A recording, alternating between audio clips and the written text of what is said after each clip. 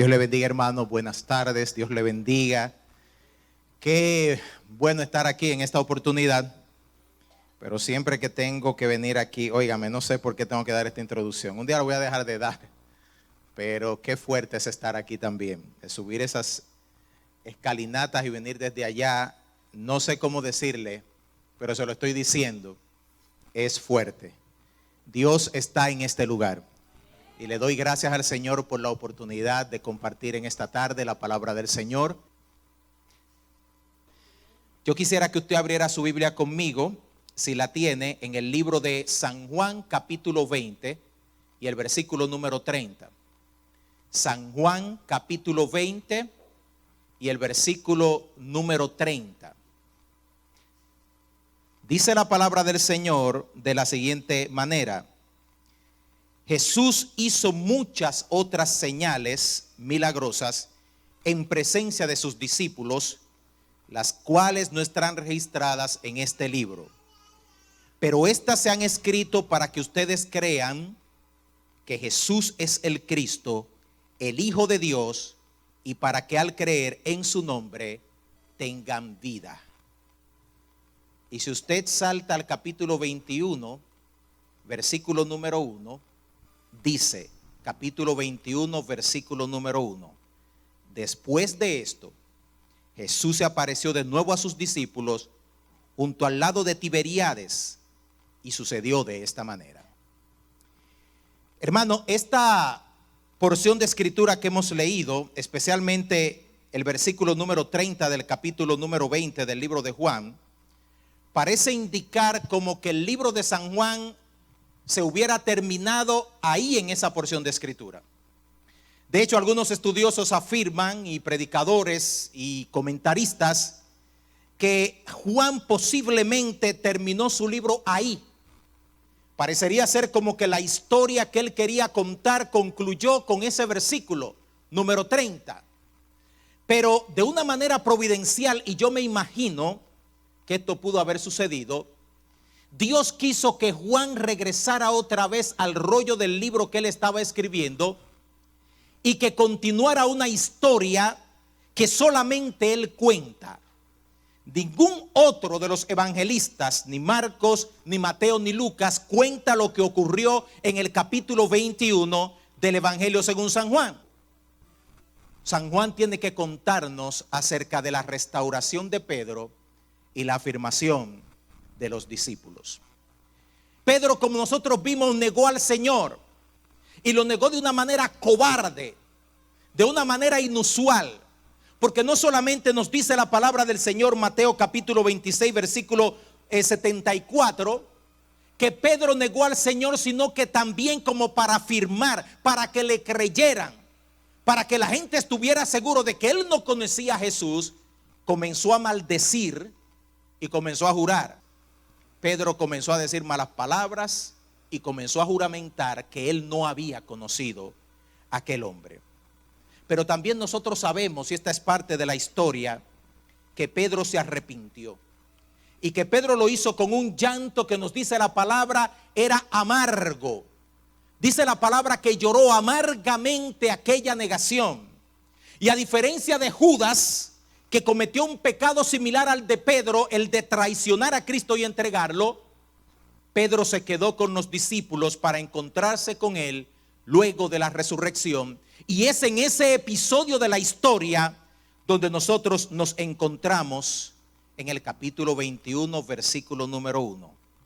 Yo digo que en este punto de la historia como que ya no queda mucho de un Pedro bocón, de ese Pedro que le dijo al Señor: Señor, aunque todos te negaren, yo no te negaré, porque yo soy super Pedro. Y a otros se le puede pasar, pero a mí no me puede pasar. Pero aquí lo importante, hermanos, es que parecería ser como que la historia de Juan se termina y hay un espacio en la historia que se viene narrando en la cual Pedro, podríamos decir que se encuentra como muchos de nosotros cuando le hemos fallado a Dios. Si usted está en esa lista, lo que viene al corazón humano es el desaliento. Lo que viene al corazón humano es el descorazonamiento. Y de repente cuando Juan regresa a volver a escribir la historia, un capítulo más en su libro, nos dice que Pedro está invitando a todos los discípulos a hacer lo que antiguamente él había estado haciendo. Dice el capítulo 21, verso 3 del Evangelio según San Juan: me voy a pescar, dijo Simón Pedro.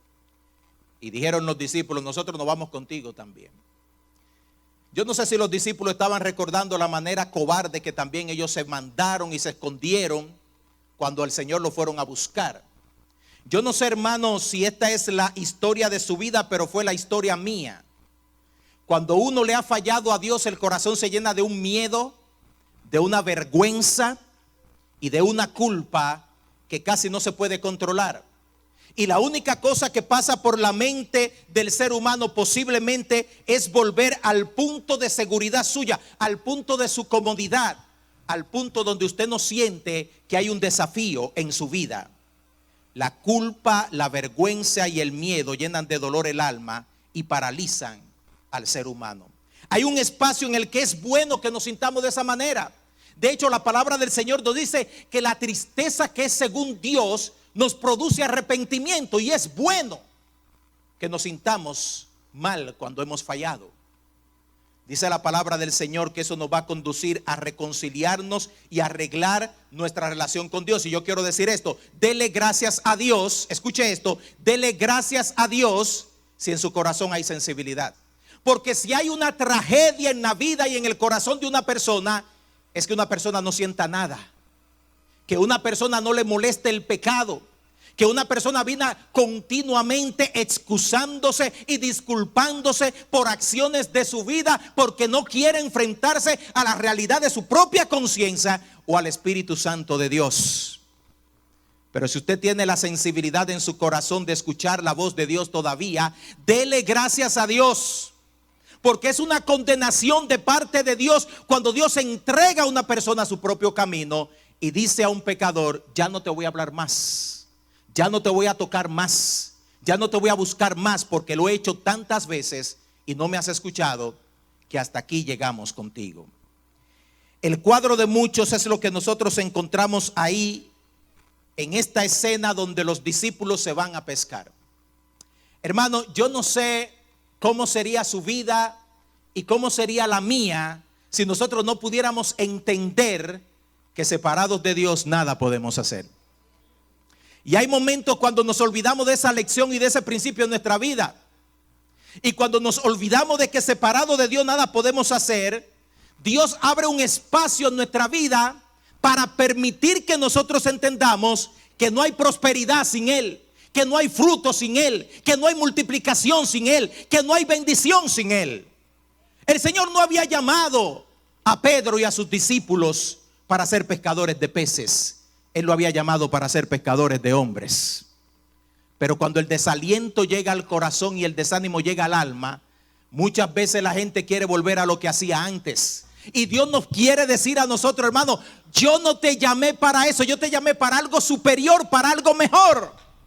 No para pescar peces, sino para pescar hombres. Yo no sé si usted habla solo o si usted escucha voces en su mente muchas veces.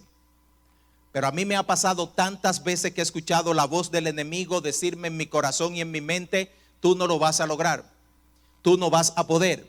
Ya tú lo has intentado muchas veces y vas a seguir.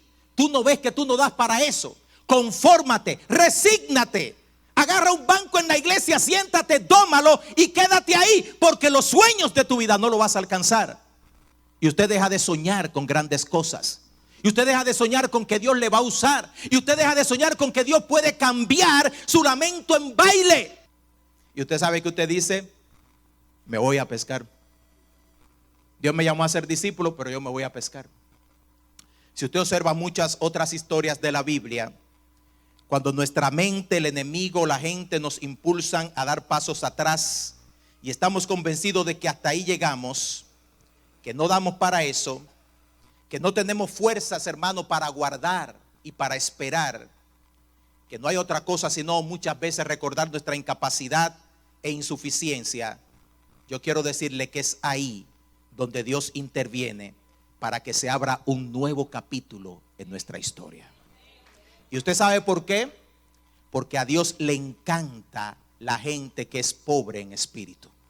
Una persona pobre en espíritu es una persona que reconoce que no puede por sí misma.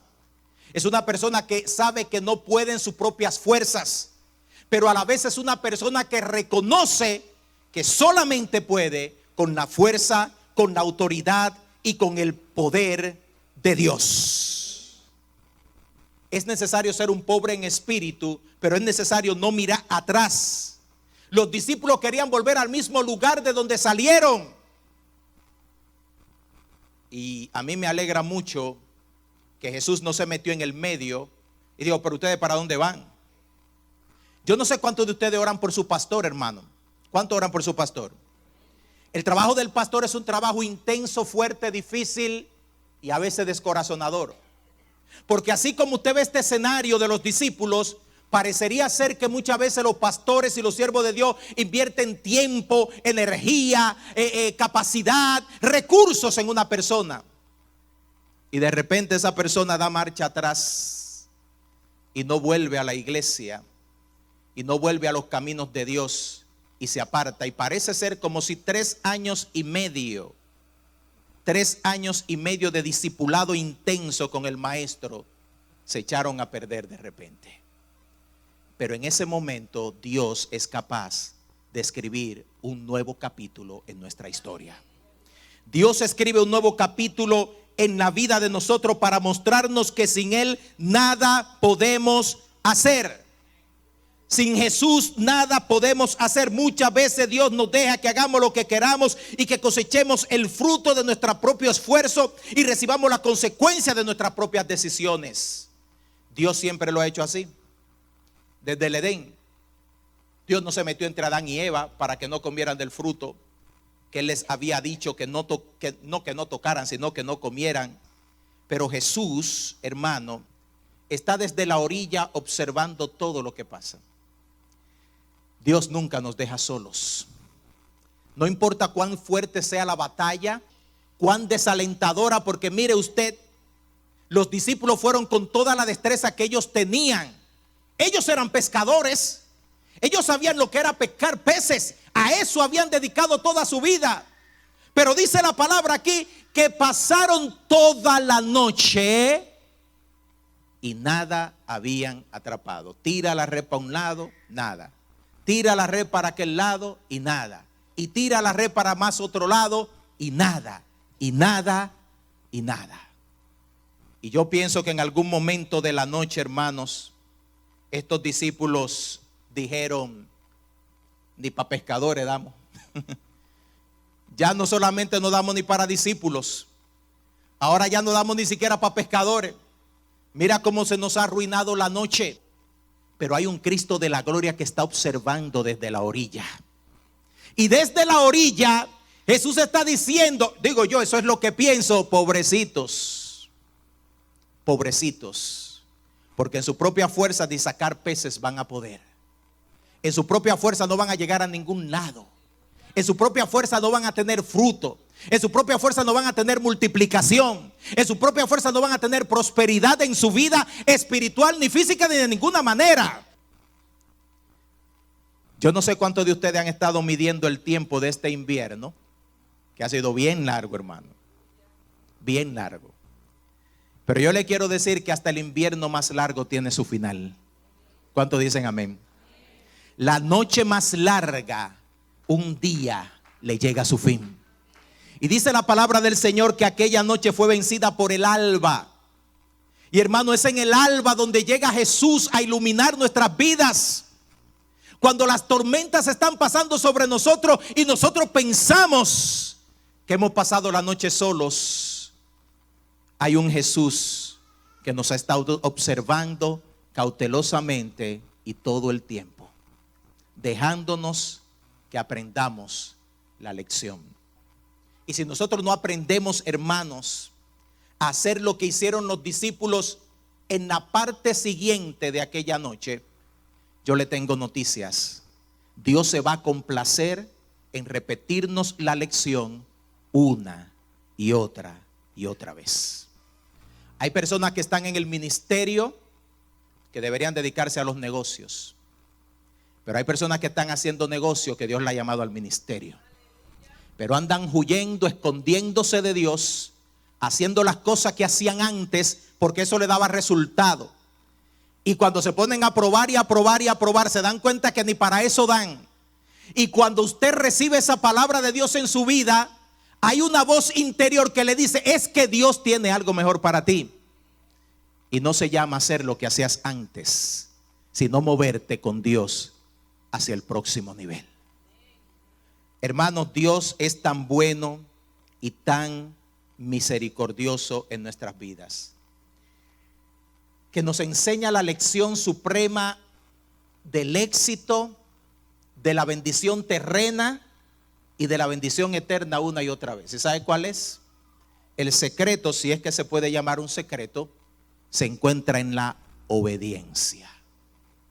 La obediencia. Desde aquella orilla, Jesús le dijo a aquella gente que estaba agotada, cansada, con una noche deprimente y frustrante: tiren la red al otro lado, a la derecha. Tiren la red a la derecha. Y fue una orden. Fue una orden de Jesús. E inmediatamente, hermano, los discípulos hicieron lo que Jesús dijo y tiraron aquella red al otro lado. Dice la palabra que la red se llenó de peces. Porque cuando obedeces, Dios transforma y cambia el panorama de tu vida. Cuando obedeces, la noche se pone clara. Cuando obedece, la frustración se torna y se cambia. Cuando obedece, Dios comienza a multiplicar bendición sobre ti y sobre los tuyos. Y esto no es teología de la prosperidad. Esta es la clave del éxito cristiano: obediencia. No es un Dios que está negociando bendición después que tú envíes la ofrenda. No es un Dios que está negociando que va a ser la tarjeta de crédito y te van a poner en una lista de oración para que un tal apóstol ore por ti. Es un Dios que te dice que te va a bendecir cuando tú obedeces. Cuando tú te sujetas, cuando tú te sometes a su santa y su bendita palabra. Solamente ha bastado que haya una persona obediente para que Dios abra un mar rojo. Solamente ha bastado que haya una persona obediente para que Dios derribe a un gigante. Solamente ha bastado que haya una persona obediente para que un ejército se mande huyendo delante de 300. Solamente ha bastado una persona obediente, hermano, para que Dios haga que el sol se pare y la luna se detenga y que los enemigos de Dios huyan delante de él. Hay gente que dice que el Dios de ayer no es el mismo de hoy y que Dios no está haciendo milagros como hacía antes. Hay preguntas como: ¿dónde está el Dios de Elías? ¿Y dónde está el Dios de Moisés? ¿Y dónde está el Dios de Abraham? ¿Y dónde está el Dios de Samuel? Pero la pregunta no es dónde está el Dios de Elías ni el Dios de Jacob, es dónde están los Elías de Dios, y dónde están los Moisés de Dios, y dónde están los Danieles de Dios, y dónde están las mujeres como Esther de Dios. Porque cuando un hombre se rinde a Dios y le permite obrar en su vida, lo próximo que pasa es el milagro. La bendición es condicional y la condición es la obediencia. El pastor mencionaba el viernes, y yo lo repito el día de hoy, que usted tenía que haber estado en la célula del martes pasado. ¿Cuántos estuvieron en la célula del martes pasado? ¿Cuántos se gozaron en la célula del martes pasado? Hermano, eso fue testimonio tras testimonio tras testimonio del poder, de la gracia de Dios, de los milagros de Dios, de las cosas que Dios hace, de cómo Dios está transformando vida, de cómo Dios está sanando enfermedades. Y usted me va a decir a mí que hoy Dios no abre el mar rojo, que hoy Dios no derriba muros de impedimento, que hoy Dios no cambia la tristeza en gozo, que hoy Dios no saca la depresión para afuera, que hoy Dios no sana la herida, que hoy Dios no está levantando a los muertos y resucitándolos. Dios es el mismo ayer y hoy y por los siglos, y Dios no ha cambiado. Pero la gente, los seres humanos, sí hemos muchas veces cambiado. Dios escribe un nuevo capítulo en nuestra vida, hermano, para restaurarlas. Yo no sé cuánto has sentido en su vida que ha llegado el final. Y cuando hablo del final no quiero decir que usted se va a morir. El final para muchos significa sencillamente me paralicé, no me muevo de aquí, me conformé, me resigné, yo no sigo luchando por esto, yo no lo puedo alcanzar, aquí me quedé, vuelvo a pescar, porque yo para discípulos no doy. Ya yo le negué, así que me vuelvo a pescar. Pero hermano, Dios hace un nuevo capítulo en nuestra vida cuando Él ve que nosotros necesitamos restauración. Jesús pudo haberse ido al cielo en el capítulo 20 del Evangelio según San Juan. De hecho, ya Jesús se le había aparecido 2 veces a sus discípulos. En otras palabras, le dio muestra que estaba vivo y lo reconfirmó otra vez por segunda vez cuando se le apareció. O sea, ya Él había hecho lo que tenía que hacer. Ya Él fue a la cruz del Calvario, ya Él murió, ya Él resucitó, ya Él cumplió con el cometido. Así que era el momento de preparar la ceremonia para irse al cielo, el momento de regresar a la gloria. Pero es como si el Padre, el Hijo y el Espíritu Santo hubieran tenido una especie de conferencia y hubieran dicho todos a una y en acuerdo: no vamos a permitir que el Hijo venga al cielo ahora. Ángeles, la ceremonia de bienvenida va a estar en espera.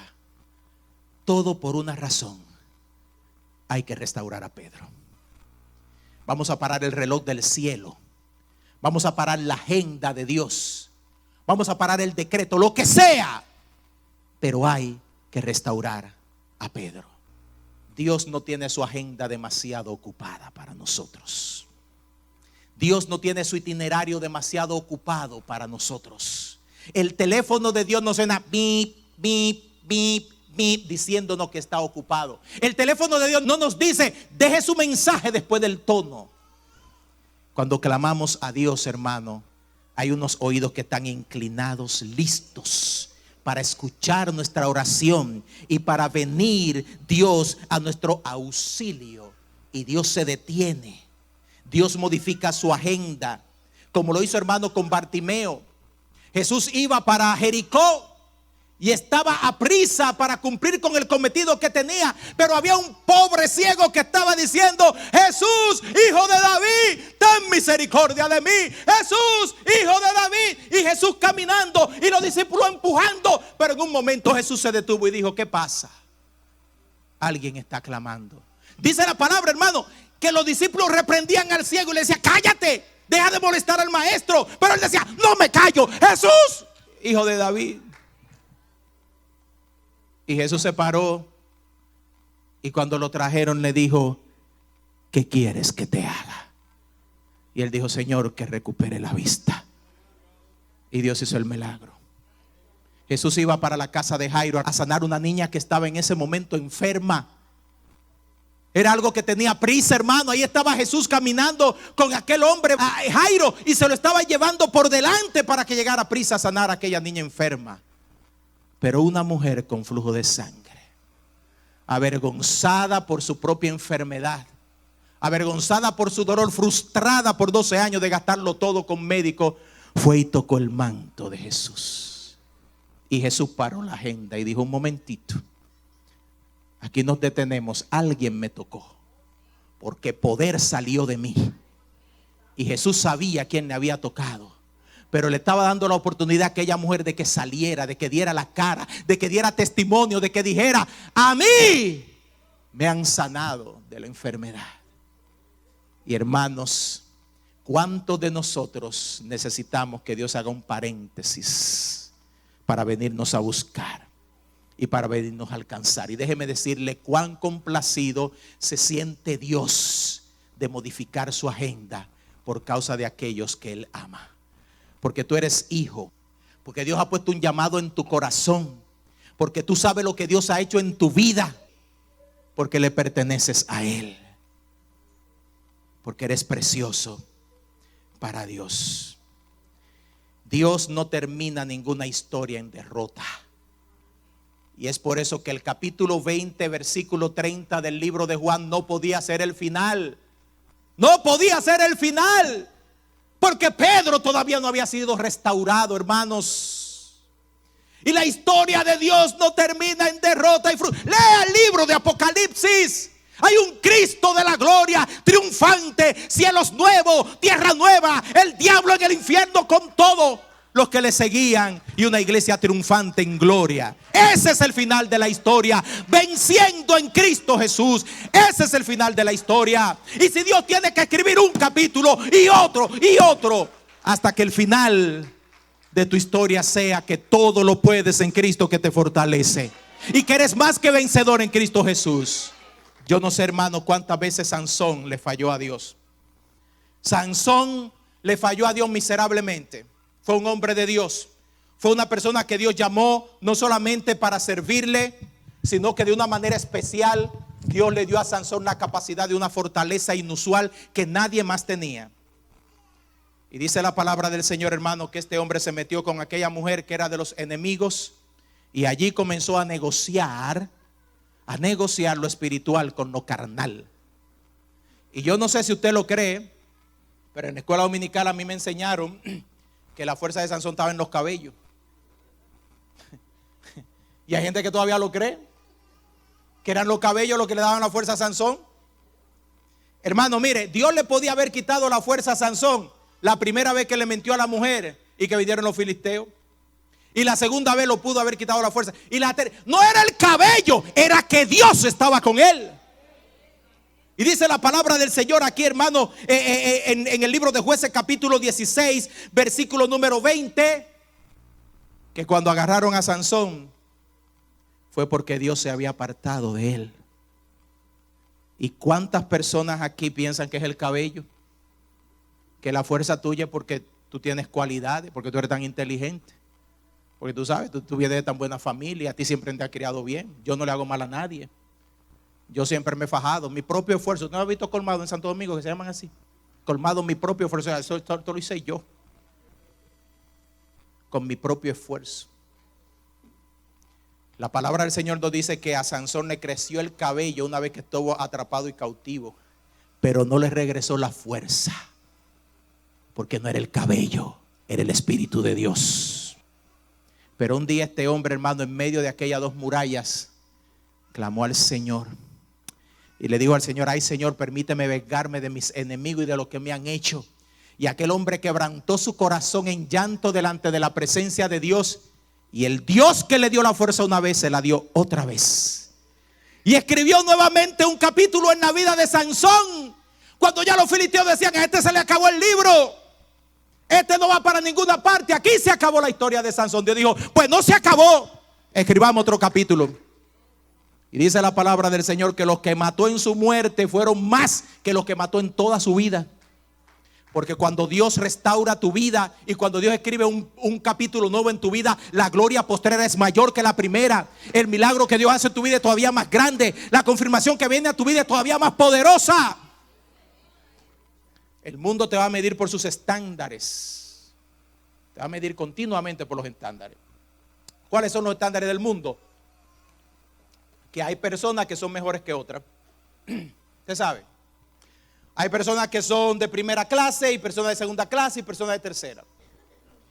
Y a veces, hasta en el pueblo de Dios se puede dar eso. Que hay personas que pueden pensar que hay cristianos de primera categoría, de segunda categoría y de tercera. Cristianos de primera categoría, bueno, Juan, María Magdalena, que estuvieron a los pies de la cruz ahí, al Señor, nunca lo abandonaron. Cristianos de primera categoría, cojan primera clase. Cristianos de segunda categoría, los que se mandaron huyendo pero no le negaron. Bueno, segunda clase. Y lo de tercera, Pedro. No, pero te le negó. Bueno, yo hice eso, usted sabe, pero yo negarle al Señor, no. Yo, usted sabe, cometió mi pecadito, mi cosa ahí, mi pecadito de pecera, pero este fue un tiburón. ¿Y este para dónde va? Este no tiene esperanza de ser nada aquí entre los discípulos. Con ese pedigrí. Y cuando todo el mundo sepa lo que hizo. Hermanos, cuando el Señor resucitó, tú sabes lo que le dijo a María Magdalena: dile a los discípulos y a Pedro que yo voy delante de ellos a Galilea.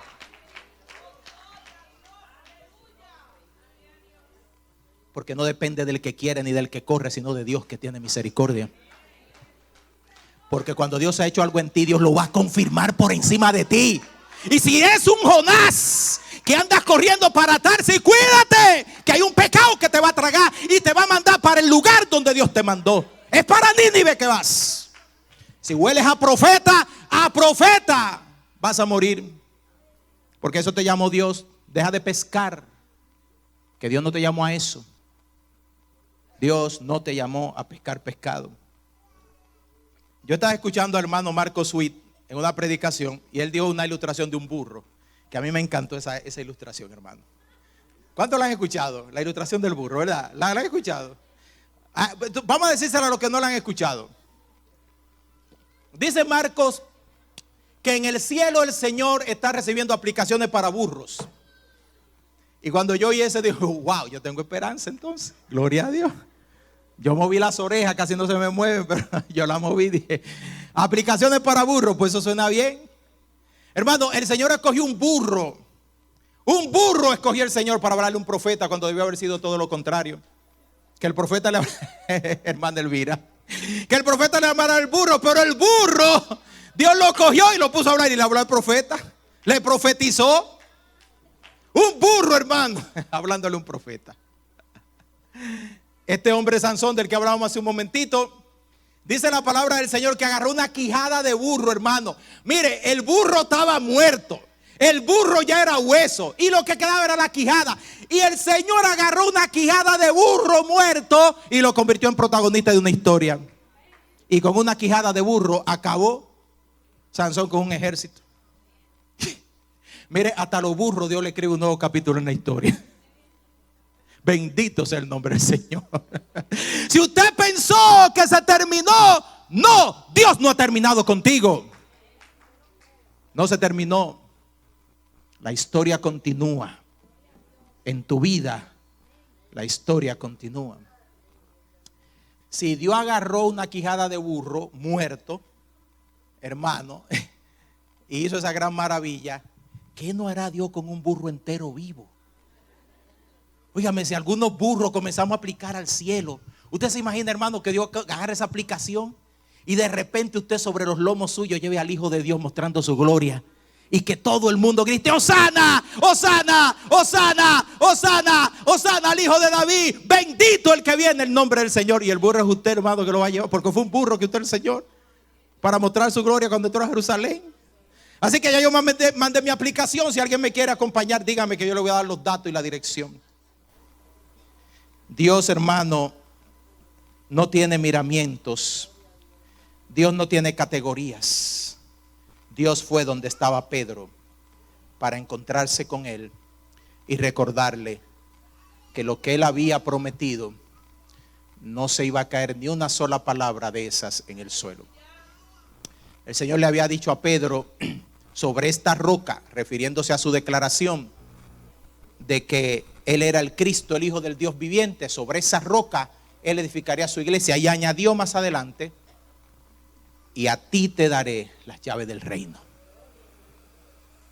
Y nosotros entendemos, como muchos buenos teólogos e intérpretes de la Biblia, que el Señor le estaba diciendo a Pedro que él tendría el privilegio de abrir el mensaje de salvación del Evangelio en la primera ocasión cuando se predicó el mensaje de salvación alguna vez en el libro de los Hechos, el capítulo 2.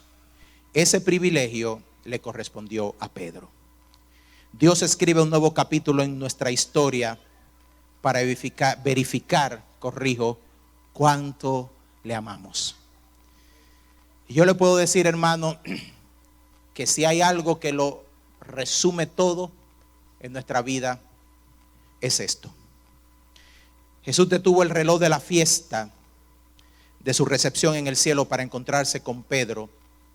Y el tema de la conversación entre Jesús y Pedro, hermano, cara a cara, frente a frente, no fue: mira lo arrogante que tú fuiste, Pedro. Usted sabe, cuando uno se encuentra con alguien como que le hizo algo, lo primero que uno quiere hacer es hablarle de lo que le pasó. Y el Señor, yo no sé, yo me imagino que Pedro ahí entre los discípulos, usted sabe, y con Jesús presente, con vergüenza estaba pensando: ay Dios mío, el Señor va a sacar a relucir lo que yo hice? ¿Cuándo todo el mundo va a saber que yo lo negué tan cobardemente y que Él me miró a los ojos directamente después de haberlo negado? ¿Cuándo yo voy a volver a pasar por esa vergüenza? Y cuando el Señor se acercó a Pedro, no fue para ver si Pedro calificaba para ser uno de los grandes generales de la historia, uno de los grandes filósofos, uno de los grandes líderes. No fue para eso. No fue para comparar a Pedro con Moisés, con Elías, a ver si Pedro podía, usted sabe, más o menos balancear su carisma y su nivel con uno de estos grandes hombres de Dios. No. El único tema de conversación y lo más importante fue una sola pregunta: Pedro, ¿me amas? No me importa tu pasado, no me importa lo que hiciste, me importa tu ahora, tu presente. Y yo le quiero preguntar eso mismo a usted este día: ¿cuánto amas a Jesús? ¿Cuánto ama usted a Dios? ¿Cuánto está dispuesto usted a dar por Cristo? No cuánto usted le quiere sacar a Dios, o cuánto quiere pedir, o cuánto necesita usted que Dios le haga. ¿Cuánto estás dispuesto a dar por Jesús? Jesús se lo preguntó 3 veces a Pedro. Una vez y otra vez y otra vez. 3 veces le negó Pedro. 3 veces le preguntó Jesús. ¿Cuántas veces hay que preguntármelo a mí? ¿Cuántas veces hay que preguntártelo a ti? ¿Cuántas veces Dios necesitará, o no porque necesite como si fuera una persona en necesidad, escuchar de ti: Señor, tú sabes que te amo. Tú sabes que te amo. Mi corazón te pertenece. No hay nada más importante en mi vida que no seas tú. Yo estoy dispuesto a darlo todo por ti, pero no por bocón, sino porque así lo siento profundamente en mi corazón. ¿Y sabe lo que le dijo el Señor a Pedro? Si tú haces eso, Pedro, de amarme, como dices que me amas, entonces te voy a entregar lo más importante para mí. Yo acabo de morir en una cruz, acabo de derramar toda mi sangre, acabo de pagar un precio bien caro por algo que te voy a encargar: apacienta mis ovejas. Y tú dices: pero ¿y por qué a Pedro? ¿Y por qué no a Juan, que estuvo ahí al piecito de la cruz mirándolo?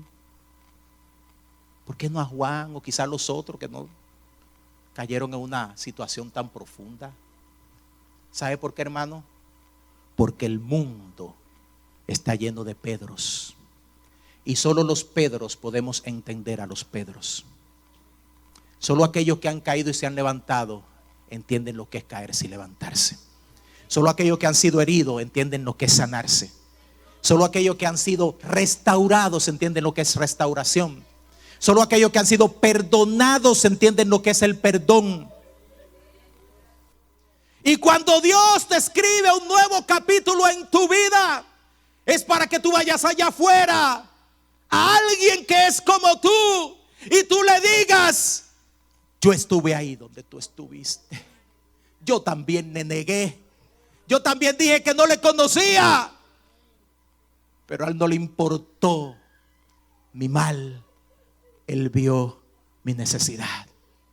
Y es por eso que Él te escoge a ti. Y te dice: ve, háblale a mis ovejas. Porque no hay nadie que va a entender mejor mis ovejas que tú, Pedro. No hay nadie que la va a tratar con más cariño que tú. Porque dice la palabra que al que mucho se le perdona, mucho ama. Y cuando el amor de Dios brota en tu corazón, brota en comprensión, no brota en petulancia y orgullo y mirar a la gente por encima del hombro y creerte que tú eres mejor que nadie, porque el único mejor que todos es Dios. Y todos nosotros estamos en el mismo bote. Apacienta mis ovejas, Pedro.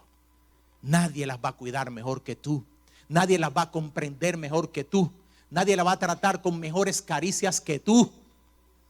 Porque nadie de todos los que están aquí necesitó tanta misericordia como tú para estar levantado. Yo he visto a tantas personas, hermano, en los últimos 5 años de mi vida, que se han acercado a mí para contarme historias de todos los tipos que usted se puede imaginar. De todos los tipos, se lo digo. De todos los tipos. Y no la puedo compartir porque tengo que quedarme con esos secretos hasta que me vaya de este mundo y me muera. Es confidencia. Y lo más lindo de cada persona que Dios me ha permitido tratar y acercarme es poderle decir: yo te entiendo, yo te comprendo. Es que yo estaba ahí, es que yo bajé ahí. Yo entiendo lo que se siente, pero ven, camina conmigo, porque hay un Cristo de la gloria que tiene todavía un capítulo 21 para ti. Un capítulo 21, tu historia no se acaba en el 20, se acaba en el 21. Cuando seas restaurado, cuando seas levantado, cuando seas perdonado, cuando seas bendecido, cuando seas multiplicado, cuando veas la gloria de Dios, cuando reconozcas y entiendas que sin Él nada puedes hacer, pero con Él todas las cosas son posibles, porque al que cree, todo le es posible. Todo le es posible. Todo le es posible. ¿Cuánto amas a Jesús? ¿Puedes cerrar tus ojos conmigo? Y puedes decirlo. Mira, si no lo puedes decir de corazón, no lo digas. Mejor ora a Dios y dile: Señor, ayúdame a decirlo de corazón. Porque si lo dices solamente, tú sabes, por decirlo, te lo aseguro, no vale. Pero si puedes decir de corazón en esta tarde: Señor, yo te amo. ¿Lo puedes decir? Le puedes decir: Señor, yo te amo. Señor, yo te amo más que cualquier cosa. Señor, tú sabes que yo te amo. Y yo no sé si tú le has fallado a Dios, grande o pequeño, pero yo te aseguro que el Señor no está aquí para tirártelo en cara. Yo te aseguro que Dios está aquí para levantarte y para tomarte de la mano y para decirte: así como tú, yo quiero a muchos que puedan entender lo que significa estar ahí afuera por un mundo que lo necesita, por gente que lo necesita, porque el Cristo de la gloria, que te ha perdonado, que te ha salvado y que te ha restaurado, te está llamando a que no te quedes ahí, a que salgas afuera y busques a los demás Pedros como tú, a los demás Pedros como tú. Alguien me dijo en una ocasión que las cosas en mi vida se habían acabado. ¿Y sabes qué? Yo lo creí. Por 2 años yo lo creí que era verdad. Que futuro y cosas que ahora estoy viendo en Cristo y en Dios, nunca las iba a ver. Y Dios tuvo que obrar en mi vida más allá de mi fe, más allá de mí mismo, para hacerme entender que no, irrevocables son los dones y el llamamiento de Dios, y que no depende de mí, sino que depende de Él. Depende de Él. Dios te ama.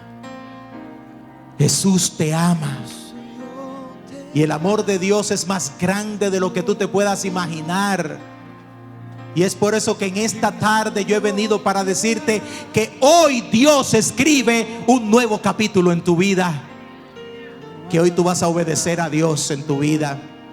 Que hoy tú vas a firmar tus pasos en Cristo. Que hoy tú vas a dejar el sube y baja, el entra y sale.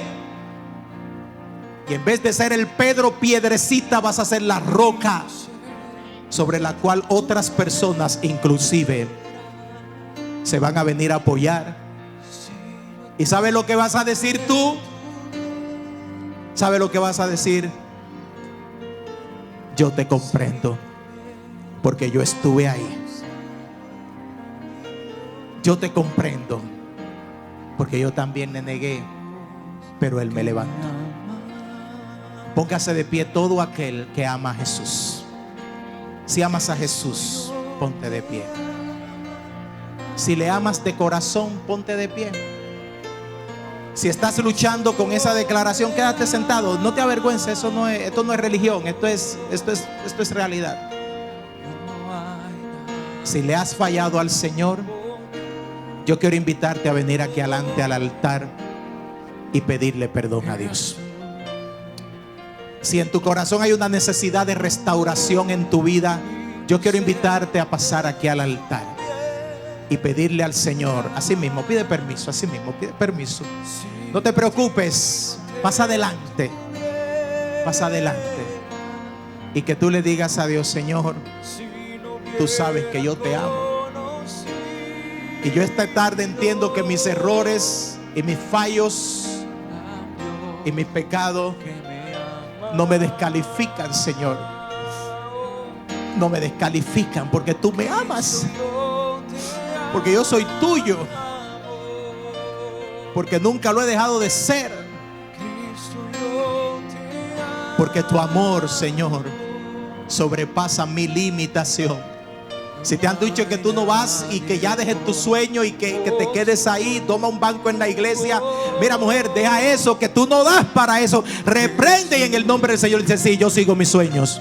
Yo lo voy a alcanzar. No depende de mí, depende del poder de Dios. Yo sí voy a llegar. Yo sí voy a llegar, porque Dios no va a dejar inconcluso, incompleto lo que Él ha comenzado en mi vida. Dios lo va a terminar. Toma fuerzas en esta hora. Toma fuerzas en el nombre de Jesús. No cambies tu bendición por un plato de lentejas. No dejes lo grande que Dios ha preparado para ti por las cuestiones baratas de este mundo, de esta vida, porque no te van a llenar, no te van a satisfacer, no te van a completar. Tu noche con tu red vacía, frustrado, cansado de tanto esfuerzo, solo está esperando que venga la luz del alba, que es Dios, para decirte que se va a llenar de peces, que va a haber multiplicación, que va a haber bendición. Por la obediencia en tu vida. Obedece a Dios. No te preocupes de lo demás. Obedece a Dios. Hay algunos que el Señor lo está esperando aquí. Dios te está esperando y no se va a ir hasta que tú no vengas. Porque si Dios tiene que parar este culto hasta las 7 de la noche para que tú vengas a Él y te encuentres con Él, hasta las 7 vamos a estar aquí esperándote. Hasta las 7 vamos a estar aquí esperándote.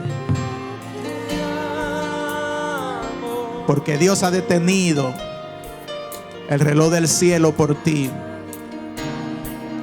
Dios ha parado el reloj del cielo por tu causa.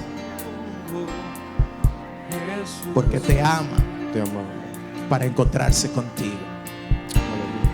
Afirma tus pasos en Dios. Padre, en el nombre de Jesús, yo me uno a mis hermanos aquí delante. Yo me uno, Señor, porque yo soy un Pedro, Señor, también. Porque yo soy un necesitado de ti, como cada uno de ellos, Señor. Porque separado de ti yo nada puedo hacer. Porque necesito de tu poder y de tu fuerza en mi vida, Señor. Porque mentira del diablo, mi historia no se ha terminado todavía. Porque no me voy a conformar, Señor, con lo que el mundo me quiere dar, con lo que mi destino me quiere dar. Yo no creo en destino, yo quiero en la voluntad de Dios y en el futuro glorioso que Dios ha preparado para los que le aman. Yo creo en ese propósito santo, Señor. Y yo te necesito en mi vida, mi Dios. Te necesito, Padre. Cristo, yo te amo. Dígale al Señor. Dígaselo de corazón. Cristo, yo te amo. No hay nadie como tú. No hay nadie como tú. Nadie, Señor. Jesús. Nadie, Señor. Y no sé dónde estuviera. Y no sé dónde estuviera. Ese es mi testimonio. Ese es el suyo. Si yo a ti no te tuviera,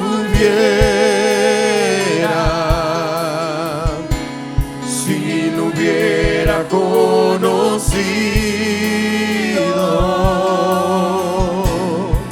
No sé. al Dios que me ama